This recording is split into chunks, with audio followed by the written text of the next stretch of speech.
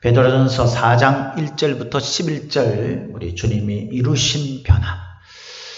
우리 사실 이 코로나19가 작년 12월부터 시작이 돼서 1년을 지금 이어오면서 우리 삶에 아주 많은 변화를 일으켰죠.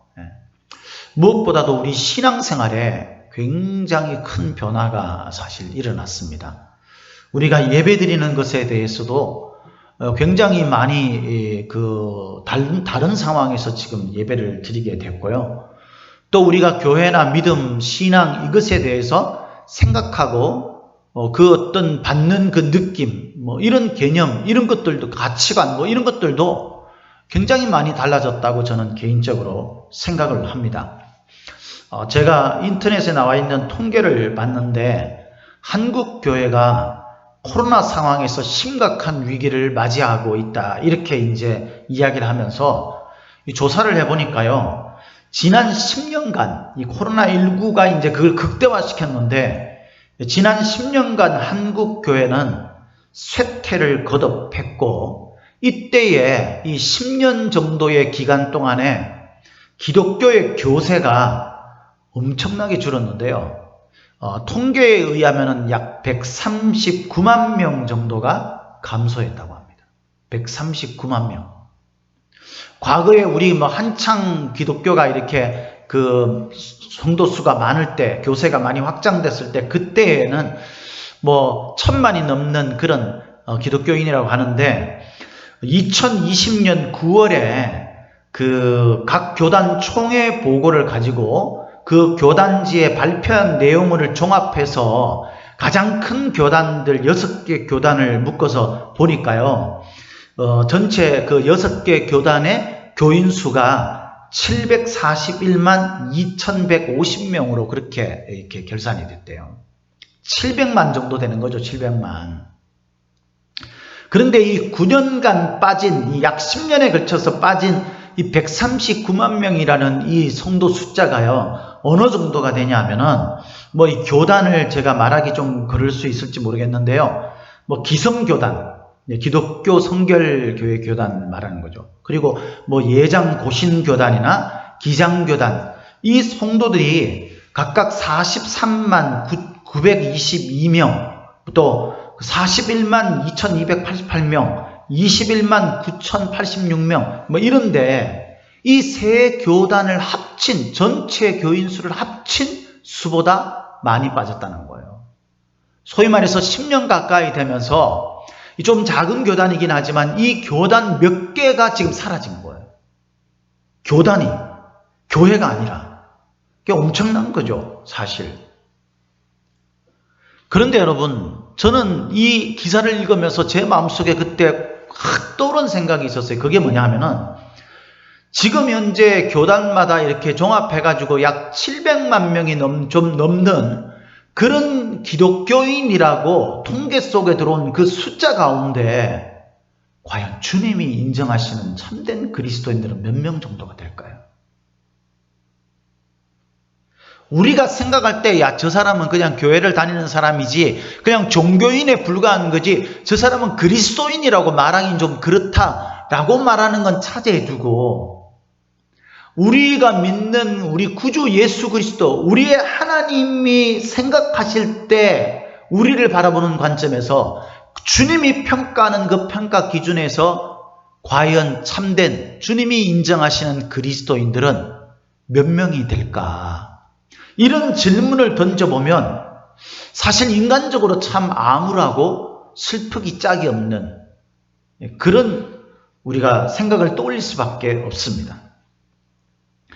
헨리 클라우드 존 타운센트라는 사람이 함께 협작해서 쓴 책이 있는데 그 책의 제목이 노라고 할 줄 아는 그리스도인이라는 책이에요. 여기 보면 이런 글이 나와요. 우리는 자신 속에서 발견한 죄악으로부터 돌아설 힘을 가지고 있다. 이것을 회개라고 부른다.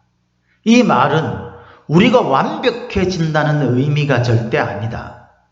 우리가 변화되기를 원하는 죄악된 측면을 발견할 수 있다는 뜻이다. 이게 무슨 말입니까, 여러분? 참된 그리스도인들은요, 죄의 문제가 해결된 사람들이라고 성경은 분명히 명시하고 있습니다. 그죠?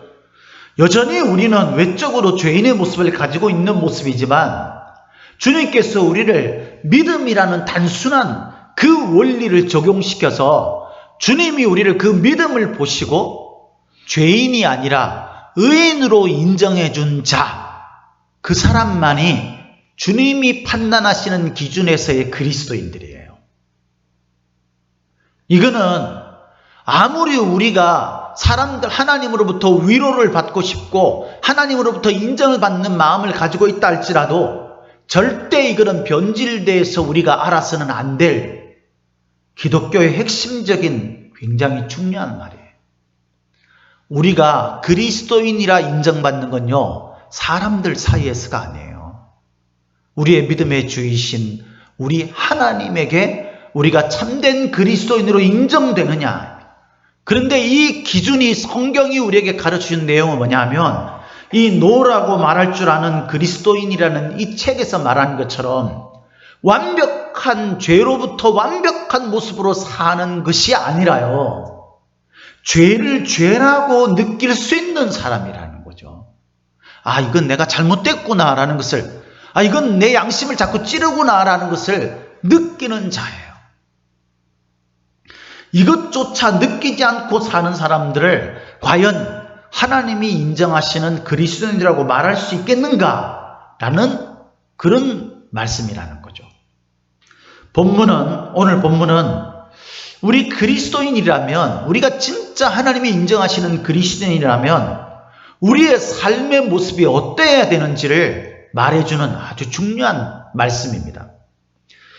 우리가 이렇게 그리스도인으로서 이 성경이 말하는 이러한 삶을 어떻게 그렇게 살 수 있는지, 또 그렇게 살아야 될 이유가 무엇인지를 말해주는 것이 오늘 본문에서 말하고 있는 내용이라는 거죠. 우리가 하나님이 인정하시는 참된 그리스도인이라면, 여러분, 이 성탄절을 이제 막 앞두고 우리가 그냥 이 성탄절을 연말에 우리 그 세상 속에서 흘러갈 때에 사람들이 거리마다 그런 캐롤송이 울려 퍼지고, 뭐 성탄절이 크리스마스가 되면은 눈이 오면 멋지고 사람들이 캐롤송 가운데서 다 같이 모여서 침묵하면서 즐기는 시간을 가지고 이런 연말에 일어나는 연례 행사처럼 맞이하는 것이 절대 이 성탄절이 아니라는 사실을 참된 그리스도인들은 알게 되는 겁니다. 오히려 그렇게 성탄절을 보내는 것이 하나님이 주시는 그 믿음의 양심에 의해서 우리 마음에 찔림이 있게 되고 그것이 잘못된 것이라는 것을 깨달을 줄 아는 자가 그리스도인이 아니겠습니까, 여러분? 그런데 여러분, 안타깝게도 연말이 되면은요, 오히려 성도들이 이 크리스마스의 세상적 분위기를 더 즐기려고 한다는 거죠. 예수님이 왜 이 땅에 오셨는지, 우리 자신의 본질이 얼마나 악하여서 예수님이 오실 수밖에 없었는지, 그것을 돌아보는 사람들이 과연 교회를 다니는 사람들 가운데 얼마나 될까요? 그것을 돌아보는 사람이라면 이 성탄절을, 예수님께서 이 땅에 오신 것이 우리에게 얼마나, 이 흑암 속에 있는 인류에게 얼마나 그것이 희망이고 빛이며 우리에게 위로가 되고 은혜가 되는 것이라는 사실을 우리가 깨달을 수 있지 않겠습니까? 그것을 안다면. 그래서 여러분, 성탄절은요, 우리가 회개로 인해서 우리 하나님 앞에 엎드려서 자신을 돌아보고 자신의 처참한 모습을 느끼는 동시에 그런 나를, 원수 같은 나를, 죄악 가운데 죽을 수밖에 없는 죄인인 나를 위해 이 땅에 피 흘려 죽으시기 위해서 하늘의 그 모든 영광을 버리시고 아기 예수로 오신 그 예수님이 나의 빛이 되고 소망이 되고 위로가 되고 힘과 능력이 되는 그 사실을 깨달은 너무도 감사와 기쁨이 있는 그런 날이 바로 성탄절입니다. 할렐루야. 이것을 오늘 우리 말씀을 통해서 좀 마음속에 깨달을 수 있었으면 좋겠어요.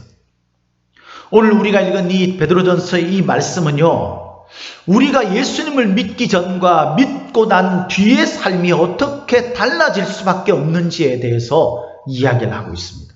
성도의 삶은요, 변화의 삶이에요. 달라져야 되는 삶이에요. 우리 1절, 2절 말씀을 같이 한 목소리로 읽도록 하겠습니다. 1절, 2절 시작. 그리스도께서 이미 육체의 고난을 받으셨으니 너희도 같은 마음으로 갑옷을 삼으라. 이는 육체의 고난을 받은 자는 죄를 그쳤음이니 그 후로는 다시 사람의 정욕을 따르지 않고 하나님의 뜻을 따라 육체의 남은 때를 살게 하려 함이라. 우리가 육체의 삶을 사는 건 똑같아요. 그죠? 그래서 2절 끝에 보면 육체의 남은 때라고 얘기했잖아요. 우리가 예수님을 믿는다고 있잖아요. 이 육체의 삶이 떠나는 게 아니에요. 우리의 육체는 여전히 이 땅에서 남아있는 그 기간 동안을 우리의 수명이 다하는 때까지 살게 됩니다. 육체의 남은 때를 살지만 그리스도의 고난, 그를 통하여서 우리의 죄가 그침을 받는 그런 우리의 삶은 분명히 사람의 정욕을 따르는 삶이 아니라 하나님의 뜻을 따라서 그 남아있는 시간을 살아가는 달라진 삶을 살게 된다고 오늘 본문 말씀은 분명히 가르치고 있다는 거예요. 신앙생활의 기본은요, 변화되는 삶이에요. 변화되는 삶. 예수 믿기 전이나 예수 믿고 난 뒤나 똑같이 별 달라진 것이 없는 삶을 산다면 그건 우리가 과연 진짜 예수를 믿고 있는지를 돌아봐야 되는 것입니다. 지금도 여전히 세상의 즐거움이 여러분들의 즐거움입니까? 세상 사람들이 좋아하는 것들이 여러분들이 좋아하는, 가장 좋아하는 것입니까?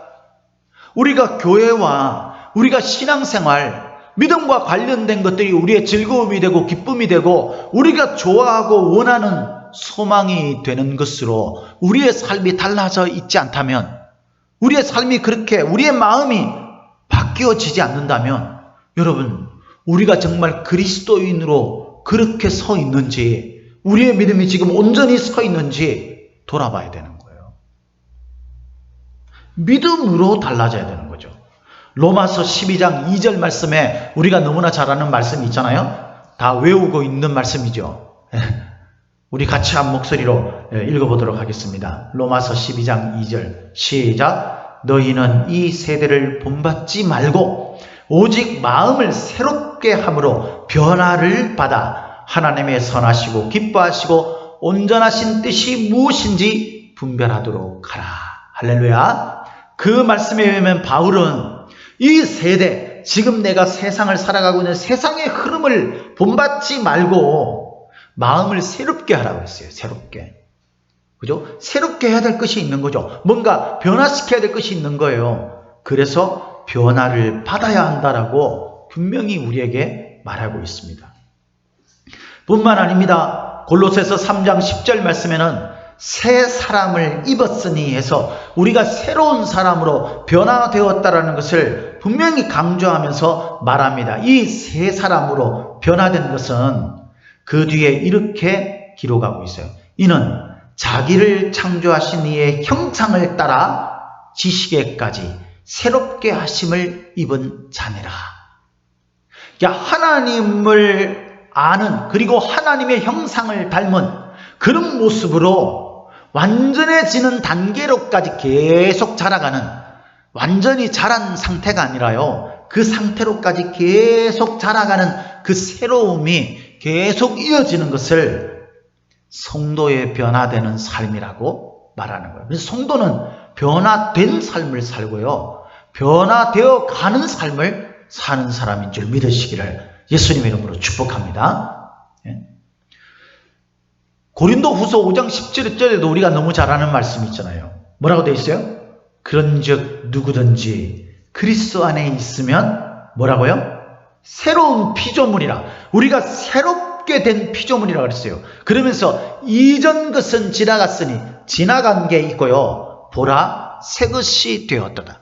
새롭게 된 것이 있다고 그랬어요. 변화라는 것은요, 지나간 게 있는 거예요. 변화라는 것은 이제 나에게 없어지고 버려지는 것들이 있는 겁니다. 반면에 새롭게 얻게 된 것들이 있는 거예요. 성도는 예수님을 믿는 믿음으로 예수님을 믿기 전에 있었던 그 모든 것들을 버리고 그것들을 지나가고 다시 새롭게 되는, 예수님 믿고 난 뒤에 새롭게 그리고 얻게 되고 새로워지는 그런 삶으로 변화된 삶을 말하는 것입니다. 수많은 믿음의 사람들이 이런 변화된 삶을 살았어요. 여러분 잘 아시다시피 아브라함은 아브라함으로 변화됐습니다. 여러분 야곱은 이스라엘로 변화됐죠. 그리고 여러분 예수님의 제자였던 시몬은 예수님에 의해서 베드로로 변화됐습니다. 우리가 너무나 잘 아는 사울은 바울로 변화됐습니다. 성경에 나오는 수많은 인물들은 예수님을 믿고 하나님을 믿고 하나님에 대한 올바른 믿음을 가진 그 순간 그들의 삶이 전혀 다른 삶으로 변화된 것을 우리가 수없이 봤습니다. 이런 성경에 나오는 인물들 뿐만 아니라요, 우리가 세상 속에서도 역사 속에서도 예수님을 믿는 믿음으로 달라진 삶을 사는 사람들이 얼마나 많이 있었습니까?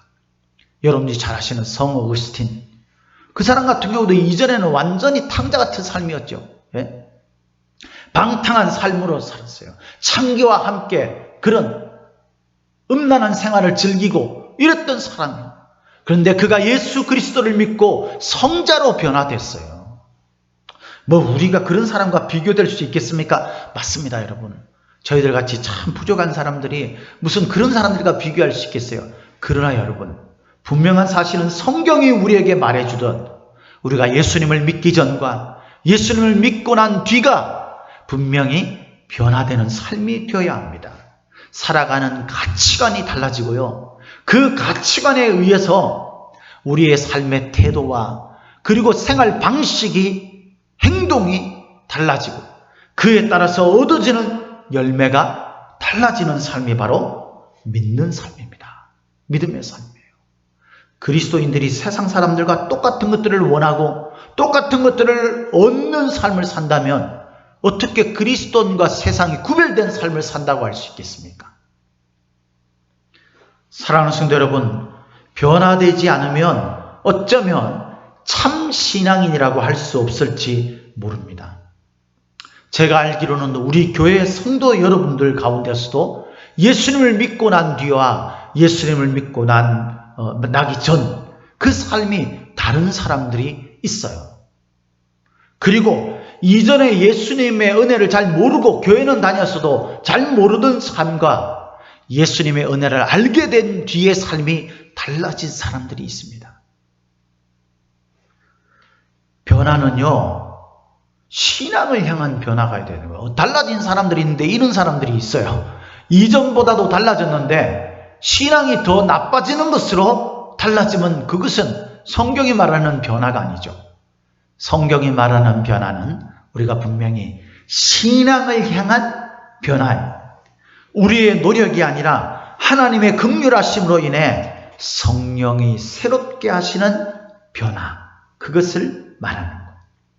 디도서 3장 5절에 바울은 이렇게 말합니다. 우리를 구원하시되 우리가 행한 바 의로운 행위로 말미암지 않고, 우리가 행하는 어떤 그런 의로운 노력 이런 것들로 되는 게 아니라 오직 하나님의 그의 긍휼하심을 따라 중생의 씻음과 성령의 새롭게 하심으로 된 것이라 그랬어요.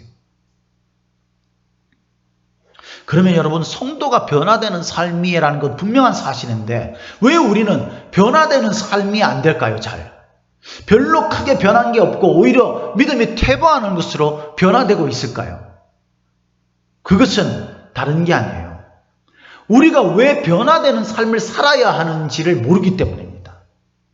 그래서 내 삶에 변화가 일어나는 데 대한 간절한 원함이 없는 거죠. 내가 달라지고자 하는 마음이 별로 일어나지 않는 거예요. 거기에 대한 동기부여가 별로 없는 거예요. 그런데 여러분, 우리가 분명히 달라져야 할 이유가 있습니다. 오늘 본문에는 이것을 이렇게 말하고 있어요. 우리가 참 그리스도인이라면 달라진 삶을 살아야 되는데 왜 달라진 삶을 살아야 합니까?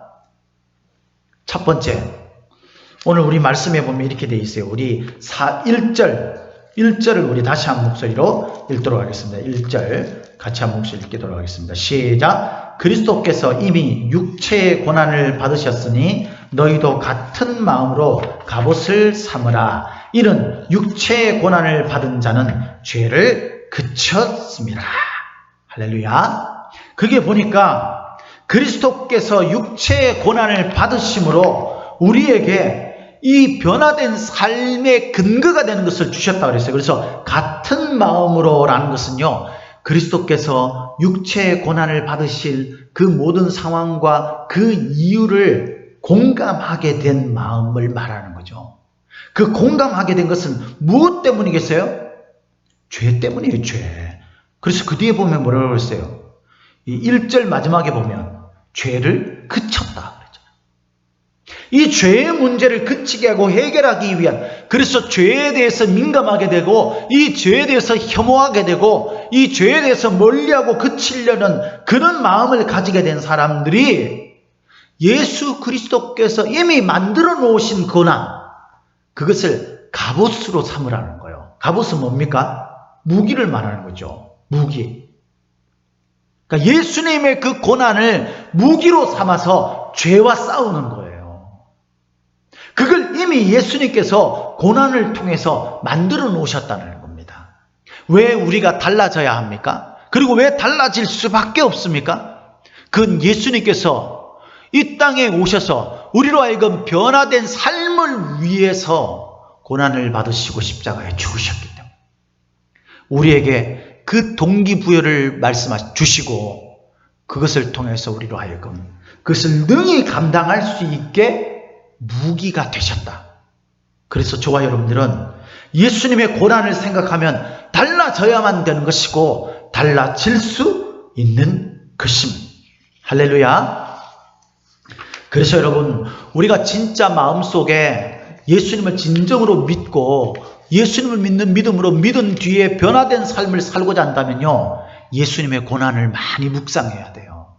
이 성탄절을 맞이해서 예수님이 왜 오셨는지, 왕으로 오신 예수님이라는, 세상의 왕으로 오신 예수님이라는 의미가 무엇인지 그것을 깊이 묵상하고 결국 십자가에 못 박혀 우리의 죄로 인해서 십자가에 못 박혀 죽으신 그리스도의 그 십자가의 고난을 묵상하면 우리가 내가 이렇게 살면 안 되겠구나, 이걸 좀 깨닫는 거죠. 그래서 여러분, 좋은 것만 묵상하려고 하지 마시고요, 나를 위해 십자가에 피 흘려 죽으신 예수님의 십자가 앞에서 좀 묵상할 수 있어야 됩니다. 그럴 때 변화에 대한 동기부여가 우리에게 일어나고 그것을 통해서 이미 이루신 변화를 우리가 완성시켜 갈 수 있는 것입니다. 이것은 결국 죄를 그치게 할 것입니다. 우리도 좀 고난 가운데 참여해야 되는 거죠. 그죠? 우리가 같은 마음을 가지고 육체의 고난을 받는 자라 그랬잖아요. 받은 자. 그건 뭐냐면요, 우리도 예수 그리스도의 십자가에 함께 동참하는 것을 말해요. 사실 우리가 신앙생활 하는 건요, 늘 좋은 게 아닐 수도 있어요. 그죠? 믿음대로 말씀대로 따라가는 삶이 때로는 우리에게 좀 쉽지 않구나, 힘들구나, 이런 게 느껴질 수도 있어요. 그런데 여러분, 결국 그것이 죄를 그치게 하고 우리로 하여금 하나님께 순종하는 삶을 통해서 죄를 이기고 변화된 삶을 살게 하는 놀라운 은혜를 경험하게 하는 것입니다. 존 비비어 목사님이 쓴 순종이라는 책, 여러분 과거에 우리가 읽어봤잖아요. 그 책에 보면 이런 말이 나와요. 사울처럼 뜨거운 열정으로 시작했다가 상황이 불편하고 힘들어지거나 결과가 생각만큼 빨리 나타나지 않으면 불순종하는 사람들이 얼마나 많은지 모른다. 순종이 완전하지 않으면 믿음이 자라기는커녕 오히려 줄어든다 그랬어요. 순종이 쉽지 않아요, 여러분. 그러나 여러분, 그것이 우리의 믿음을 성장시키고 마침내 죄를 그치고 하나님의 은혜에 풍덩 젖어 들어가게 하는 놀라운 은혜의 문이 되는 줄 믿으시기를 예수님의 이름으로 축복합니다. 그래서 첫 번째는요, 예수님께서 우리에게 이 죄를 그치게 하고 달라진 삶이 되도록 만들어주시는, 그 예수님께서 그렇게 만들어주시는 다리를 놓아주셨기 때문에, 예수님께서 그렇게 해주셨기 때문에 우리는 이것을 묵상하며 죄를 이기는 변화된 삶을 살아야 하고 살 수 있는 것입니다. 두 번째는 그것은 만무리의 마지막이 가까웠기 때문입니다. 우리 성경을 한번 보도록 하겠습니다. 7절 우리 같이 한 목소리로 읽도록 하겠습니다. 시작. 만물의 마지막이 가까웠으니 그러므로 너희는 정신을 차리고 근신하여 기도하라. 사람들은요 각각 달라요. 사람들이 예를 든다면 이제 내일 네 마지막이 가까웠다 이제. 그래서 내일 만약에 죽는다면 네가 오늘 뭘 하고 싶냐 이런 질문을 던졌을 때에 보이는 사람들의 반응이 조금씩 다릅니다. 그 가운데 어떤 사람은 조용히 자신의 인생을 묵상하면서 그렇게 마지막을 맞이하고 싶다 이런 사람도 있고요. 어떤 사람은 내가 하고 싶은 거 실컷 하다가 내 마지막을 맞이했으면 좋겠다 이런 사람이 있고요. 내가 정말 보고 싶은 사람 만나고 싶다 이런 사람도 있고. 근데 그리스도인들은 어떻게 해야 되는 거죠? 성도들은 어떻게 해야 되는 거예요? 성도들은요 이 마지막이라는 것이 결국 무엇을 말하는 것입니까? 이 마지막이라는 것은 결국 우리가 하나님 앞에서 서야 한다는 것을 의미하는 거잖아요. 그죠? 우리가 이 마지막에 되면 하나님 앞에서 심판을 받게 된다는 것을 알게 되잖아요. 그래서 6절 말씀에 보면 이렇게 이야기합니다. 이를 위하여 죽은 자들에게도 복음이 전파되었으니 이는 육체로는 사람으로 심판을 받으나 영으로는 하나님을 따라 살게 하려 함이라. 믿는 것을 통하여서 하나님 앞에서 심판을 받게 된다는 것이 바로 마지막이라는 그 의미가 우리에게 주는 성경이 말하는 메시지예요. 그래서 저와 여러분들은 이 마지막 때가 되었을 때에 세상 사람들이 하고 싶은 거 하다가 마지막을 맞이하겠다 뭐 이런 이야기들이 우리에게는 의미 없는 말인 겁니다. 저와 여러분들의 마지막은요 그것으로 우리가 완전히 끝나는 게 아니에요. 그것은 영원한 시간의 새로운 출발이에요. 그래서 저와 여러분들은 7절에서 말하는 것처럼 정신을 차려야 되는 겁니다. 근신하여서 믿음으로 나아가야 되는 거예요. 그래서 기도하라고 말하는 거예요. 하나님 앞에 나가서 기도해야 되는 거예요. 예? 만물의 마지막이 가까웠기 때문에 저와 여러분들은요 세상을 따르고 세상이 좋아서 그렇게 살던 죄를 그치지 않는 그 삶을 돌이켜서 변화된 삶을 살아야 하는 겁니다. 저와 여러분들은 언젠가 우리의 마지막을 맞이하게 될 겁니다. 믿습니까? 저와 여러분들은 끝이 와요. 끝이. 마지막이 올 겁니다. 그 마지막이 왔을 때에 두려운 마음으로 하나님의 심판대 앞에 앉게 된다는 사실을 알아야 합니다.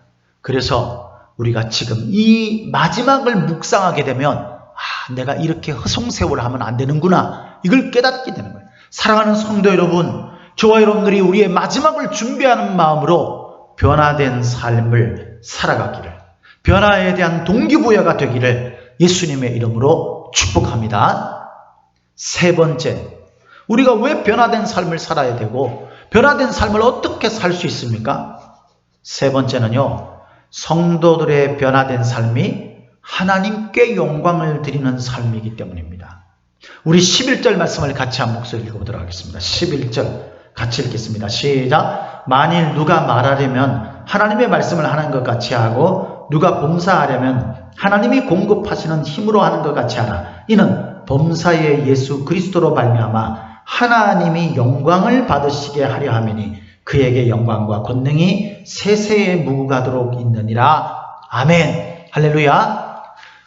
하나님께서 이 천지 만물을 창조하실 때, 그리고 특별히 하나님의 모양과 형상을 담도록 우리 사람을 창조하실 때에 그렇게 하신 목적이 뭐라고 그랬습니까? 영광의 찬송이 되게 하는 것이라고 그랬어요. 그죠?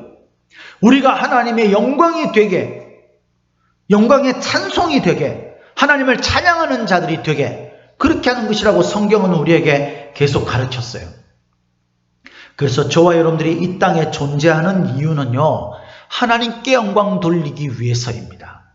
그런데 어떻게 할 때 하나님께 영광이 된다 그랬습니까? 오늘 말씀에 있는 것처럼요, 우리가 변화된 삶을 살 때, 달라진 삶을 살 때, 그것이 예수 그리스도의 힘으로 하는 것 같이 우리가 삶을 살게 될 때, 그때 그것이 바로 하나님 앞에 영광 돌리는 삶이 될 수 있다라고 말하고 있는 겁니다. 세상은 교회와 성도들을 보면서 삼위일체 하나님을 평가합니다. 오늘날 왜 교회가 위축되고 세상 사람들로부터 지탄을 받으면서 교회가 부정적인 이미지가 되어서 많은 사람들이 믿음을 잃게 되고 전도를 하는데 굉장히 어려움을 겪게 되는 이유가 왜 그렇습니까? 변화된 삶이 없기 때문이죠. 성도들의 삶이 변화된 삶이 아니기 때문에 하나님 영광된 것이 나타나지 않는 거예요. 교회와 성도가 변화된 삶을 살아서 누가 봐도 교회와 성도는 역시 세상 사람들과 뭔가 다르구나 라는 것이 있을 때 사람들은 우리 교회를 보고 성도들을 보고 하나님께 영광을 돌리게 되고 하나님을 찾게 되는 것입니다. 하나님을 의지하게 되고 어렵고 힘들 때 하나님을 만나려고 오게 되는 거예요. 예. 성도들에게 가장 듣기 싫은 모욕적인 말이 저는 개인적으로는요, 기회주의자라는 말인 것 같아요. 기회주의자. 이때는 믿는 것 같다가요, 이때에는 전혀 믿지 않는 사람들처럼 행동하나, 아니 안 믿는 사람들보다 세상 말로 더 잘못되고 더 악하고 더 이기적이고, 이걸 얼마나 기회주의적인 그런 모습입니까? 이런 모습을 가지고 있는 자들에게 여러분 무슨 하나님의 영광이 드러나겠어요? 예? 이런 상황이 되든 저런 상황이 되든, 좋을 때나 슬플 때나 풍성할 때나 궁핍할 때나 언제나 한결같이 성도들과 교회는요, 세상의 빛을 드러내고 소금의 맛과 그 역할을 감당하는 사람이 될 때, 그때 세상은 교회와 성도들을 보고 하나님의 영광을 만나게 되는 것입니다. 사랑하는 성도 여러분, 저와 여러분들이 우리들의 변화된 삶을 통해서 하나님께 영광을 돌려드리는 삶을 사시기를 예수님의 이름으로 축복합니다. 그래서 이것을 마음속에 묵상하는 거예요. 아, 내 행동이 하나님께 영광이 되거나 아니면 하나님의 영광을 가리는구나. 이것을 묵상하게 되면 아, 우리가 이렇게 살면 안 되는구나. 내가 변화된 삶을 살아야 되는구나 라는 동기부여가 될 뿐만 아니라 그렇게 살 수 있는 힘이 생기게 되는 것입니다. 그러면 어떻게 변화된 삶을 살 수 있습니까? 어떻게요? 오늘 본문에서는요, 두 가지로 이야기합니다. 단순하게 이야기하면요, 정욕을 따라 살면 안 된다라고 말하는 거죠. 우리 성경을 한번 보도록 하겠습니다. 2절, 3절을 다시 한번 우리 같이 한 목소리로 읽도록 하겠습니다. 2절, 3절 시작. 그 후로는 다시 사람의 정욕을 따르지 않고 하나님의 뜻을 따라 육체에 남은 때를 살게 하려 함이라. 너희가 음란과 정욕과 술취함과 방탕과 향락과 무법한 우상 숭배를 하여 이방인의 뜻을 따라 행한 것은 지나간 때로 족하도다. 우리가 예수님 믿지 않을 때는요, 이런 정욕을 따르는 뭡니까? 자기의 욕심, 자기의 본능, 자기의 즐거움, 이것들을 따르는 삶을 살 때에 여기에서 말하는 이런 항목들을 하게 되는 거예요. 음란과 정욕과 술취함과 방탕과 향락과 하나님보다도 세상의 어떤 것들을 우상처럼 더 따르는 그런 삶을 살게 되는 거예요. 그래서 여러분, 우리가 정욕을 제어할 수 있는 믿음의 힘을 가져야 되는 겁니다. 어떻게 달라진 삶을 살 수 있습니까? 우리의 육체를 따르는 육체의 정욕적인 본능, 자극, 이것들을 우리가 믿음의 힘으로 멀리해야 돼요. 믿음의 힘으로. 제가 인터넷에 보니까 이 교회의 이 부정적인 그런 이야기를 하면서 교회에 일어나고 있는 지금 잘못된 사람들의 그 모습, 이것에 대해서 5가지로 말하더라고요. 첫 번째는 가난한 성도가 너무 많아졌다. 가난한 성도가 뭐예요? 이 가나안 땅에 들어간 성도가 아니에요. 그런 성도가 아니라 계속 돌아다니는 성도입니다. 그리고 두 번째로는요, 가정 종교의 문제점이 노출됐대요. 그게 뭐냐면 이제 세대가 끊어지는 거예요. 청년과 다음 세대 대다수가 부모님과 함께 교회는 다니는데 부모님들이 신앙에 영향을 못 끼치는 겁니다. 그러다 보니까 그 다음 세대는요, 자기 스스로 선택할 수 있는 환경만 되면 교회를 떠나고 신앙을 떠나는 거예요. 진짜 무서운 이야기죠. 우리들의 자녀가 지금 그렇게 되어가고 있지 않습니까? 세 번째는 명목상의 신자가 늘어나고 있답니다. 그러니까 주일 하루만 교회에 나가는 명목상의 신자인 거죠. 주일 하루만. 주일 낮 예배만 딸랑 나가고 그냥 내 신앙생활 어떤 것도 내 삶에 개입이 없는 거예요. 그렇게 살아가는 거예요. 절기 때, 뭐 이럴 때. 지금 코로나 상황에서는 이게 더욱더 심각해지는 거죠. 그리고 네 번째는요, 예배가 쇼로 전락하고 있다는.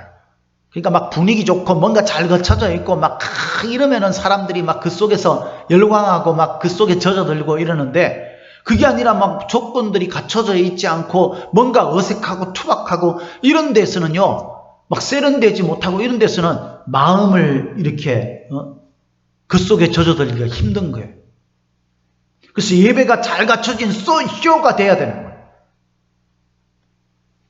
다섯 번째는 영적 허약 체질의 실체가 드러나고 있대요.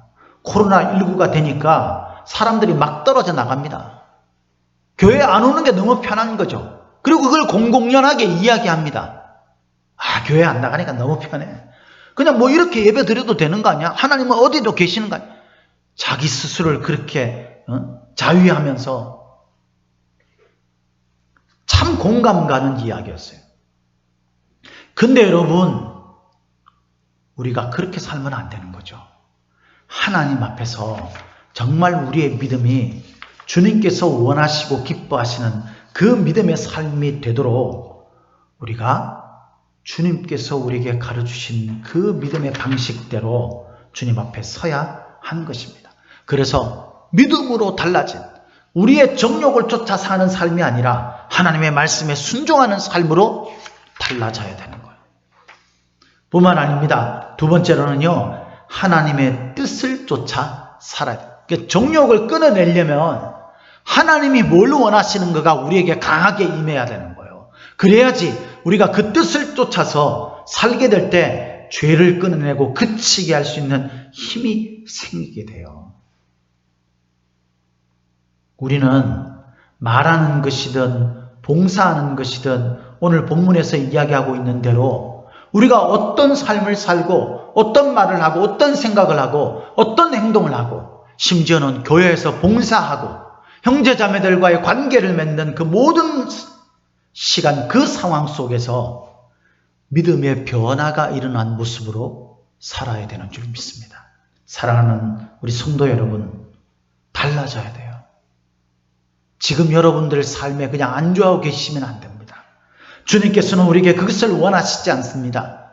달라진 삶을 살기를 원하시고 그렇게 살 수 있는 힘을 우리에게 주셨어요. 우리가 하나님을 믿는 참 그리스도인이라면 과거의 종욕, 내 개인적인 욕심과 내가 원하는 삶으로 신앙생활 하지 마십시오. 하나님의 뜻을 쫓아서 사는 삶으로, 하나님의 말씀에 순종하는 삶으로 달라져야 합니다. 이것이 하나님의 영광이 이 땅에 선포되어지는 가장 하나님이 원하시는 길입니다. 거짓에 속지 마십시오. 세상의 논리가 맞다고 생각하지 마십시오. 오히려 담대한 그리스도인들은 시대의 논리를 거스려 참 진리의 영향을 보여주는 자들 아니겠습니까? 사랑하는 성도 여러분, 우리가 참 그리스도인이라면 하나님을 쫓아 달라진 삶, 주님이 이루어주신 변화된 삶을 사는 저와 여러분들이 다 되실 줄 믿으시기를 예수님의 이름으로 축복합니다. 축복합니다.